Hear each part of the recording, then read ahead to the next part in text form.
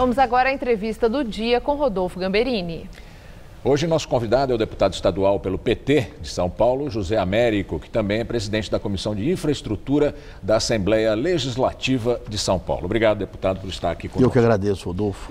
Deputado, na Assembleia Legislativa de São Paulo são 94 deputados. O governo tem mais de 60, tem uma maioria folgadíssima. Folgadíssima. Como é que vocês conseguem aprovar alguma coisa na Assembleia, se é que conseguem? É muito difícil, né? Aprovar alguma coisa na Assembleia é muito difícil, porque, como você disse, a maioria do governo é muito grande, é muito ampla. Na pior das hipóteses, chega a 60 votos, que foi o que eles tiveram recentemente na votação do projeto de que amplia a privatização da Sabesp. Então é muito difícil. O que a gente tem conseguido é, através da obstrução parlamentar, a gente consegue atrasar uma votação, aumentar o número de audiências públicas para trazer o povo para debater os projetos. Mas isso tem resultados concretos para a sociedade? Às vezes sim, às vezes alguma emenda que nós fazemos, né? Então, por exemplo, o caso da Sabesp agora. Houve a privatização, ampliou a privatização da Sabesp. Porque é uma empresa mista, já tinha capital privado. Exatamente. Né? Então, nós fizemos um esforço muito grande para que o projeto ficasse mais claro, para que as regras da privatização ficassem mais claras, para que tivesse mais controle da população. Agora, não conseguimos impedir a votação do mérito. No caso da votação do mérito, passou o mérito, né? Ou seja, foi privatizada uma fatia maior. Exatamente. Então, hoje o governo tem maioria, vai ter a maioria que a gente chama assim política, né? Administrativa. Do controle administrativo. Controle administrativo, porque ele vai vender ações preferenciais, mas vai perder o controle da parte econômica. Então, o capital privado vai ter alguma coisa em torno de 60%, 70% das ações da Sabesp no começo do ano que vem. O objetivo do governador Alckmin com esse projeto é levantar recurso para fazer obra, na nossa opinião, de caráter eleitoral, no final do ano, começo do ano que vem. Por quê, Rodolfo? Porque é o seguinte, nós, inclusive, não entramos no mérito se vale a pena vender ou não a ação da Sabesp. Quer vender a ação da Sabesp? Vende, mas o importante é que esse dinheiro vá para o saneamento básico. São Paulo, a cidade de São Paulo, a metade do esgoto de São Paulo não é tratado. Você tem cidades como a Baixada Santista, por exemplo, Santos, também não tem esgoto tratado. Então, nós queríamos o seguinte, quer vender as ações preferenciais para recolher recursos? Então vamos fazer isso, mas vamos propor aos parceiros privados e à própria Sabesp que invista todo o dinheiro arrecadado, e não apenas 30%, em saneamento básico. Isso o governo não concordou, então a obrigação dele é investir só 30%. Eles pretendem levantar, Rodolfo, 5 bilhões de reais, isso até o ano que vem.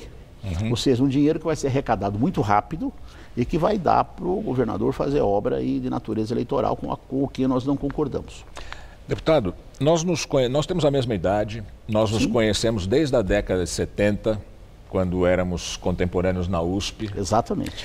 Depois na Folha de São Paulo. E depois na Folha de São Paulo trabalhamos juntos. E no movimento estudantil, o senhor era integrante da Libelu, uma corrente trotskista. Exatamente. E um dos grandes próceres da Libelu, trotskista, era o Antônio Palocci. Exatamente. Como é que o senhor viu essa...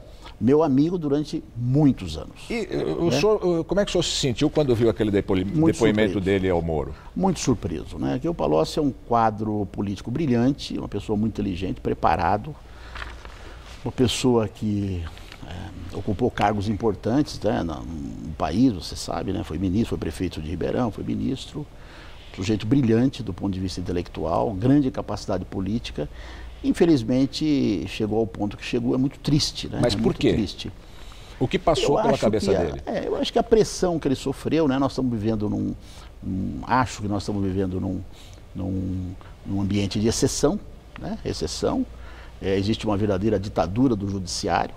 O Moro mantém as pessoas presas em Curitiba, em prisões preventivas imensas, mas sem capacidade de terminar. Desculpe interrompê-lo, mas o comportamento do Palocci, submetido às mesmas situações de temperatura e pressão que o Zé Dirceu, foi completamente diferente do comportamento do Zé Dirceu. Exatamente, claro. Ou do Vacari, você pode falar também do Vacari, né? E também é verdade, as pessoas reagem de maneira diferente. Não quero justificar, acho que o Palocci cometeu um grande erro, isso vai pesar na vida inteira dele, na família dele. Vai pesar na vida do Lula também. Vai pesar, bom, ele precisa apresentar provas. O discurso que ele fez, porque na minha opinião aquilo ali foi menos uma acusação e mais um discurso. Que ele fez, ele foi dar um depoimento sobre a questão do terreno, né, da doação do terreno para o Instituto Lula. E ele foi lá e desancou a falar uma série de coisas, mostra o desespero, né, a fragilidade pessoal dele. Eu não conhecia esse lado, né, a fragilidade pessoal dele talvez fosse muito maior do que a gente imaginava. Na verdade, ele fez um discurso de acordo com o que o Moro esperava, né, inclusive sem valor jurídico, na minha opinião, até porque ele não tinha obrigação, explicando para o telespectador, ele não tinha obrigação de dizer a verdade naquele posicionamento. Então ele falou, ele fez um discurso e todas as coisas importantes, Rodolfo, você pode ver, ele falava assim, o Moro perguntava, o senhor esteve presente? Ele fala, não, o Lula me contou. O Lula me contou. Então eu acho um papel muito triste que ele está tendo, né? Mas infelizmente a gente é obrigado a compreender porque o ser humano às vezes é fraco. Como você mesmo disse, vai pesar sobre a vida do Lula. O partido tem algum plano B, caso o Lula não possa ser candidato à presidência da República por estar inelegível ou preso? Não, eu acho, em primeiro lugar, eu acho que o Lula o PT não tem plano B. A imprensa às vezes consegue um plano B para o PT, uma certa imprensa, né?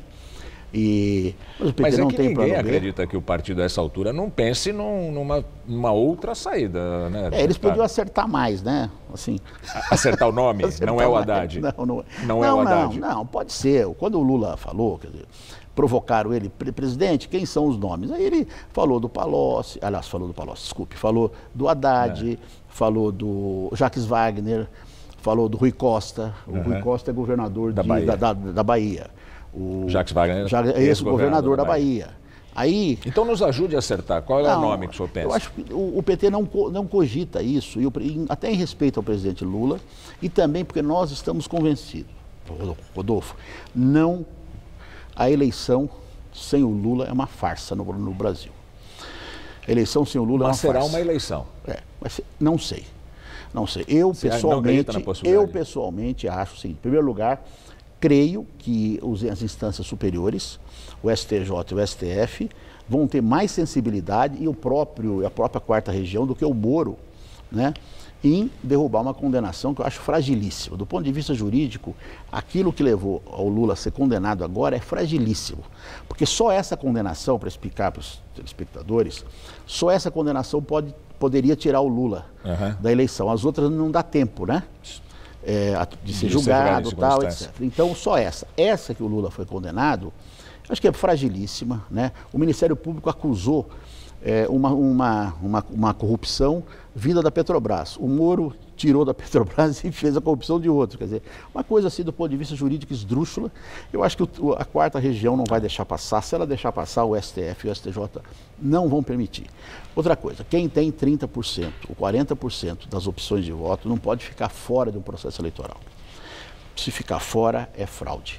Deputado, agradeço a sua entrevista. Nosso tempo se esgotou. Muito obrigado por estar aqui conosco. Eu que agradeço. Obrigado.